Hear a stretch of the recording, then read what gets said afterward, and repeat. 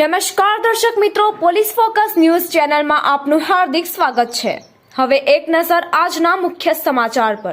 નડિયાદની Petlad road પર આવેલી હોટલમાં ગંદકી પણ જોવા મળી। કર્મચારીઓ ગ્લવ્સ કે કેપ પહેર્યા વગર કામ કરતા હતા। નડિયાદ મહાનગરપાલિકાના આરોગ્ય ખાતા દ્વારા હોટલોનું ચેકિંગ હાથ ધરવામાં આવ્યું છે। આ ચેકિંગ દરમિયાન પેટલાદ રોડ પર આવેલા ભાગ્યોદય હોટલમાં ચેકિંગ કરતા ખાદ્ય પદાર્થ ખુલ્લો હોવાનું તેમજ ગંદકી હોવાનું ધ્યાન આવ્યું હતું, જેને લઈ મહાનગરપાલિકા દ્વારા હોટલના માલિકને ₹50,000નો દંડ કરવામાં આવ્યો હતો।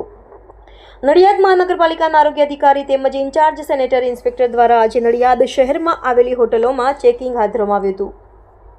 આરોગ્ય વિભાગની તપાસ દરમિયાન આ હોટલમાં ખોરાક ઢાંક્યા વગરનો ખુલ્લો જોવા મળ્યો હતો, તેમજ હોટલના સ્ટાફે ગ્લવ્સ કે કેપ પહેરી ન હતી।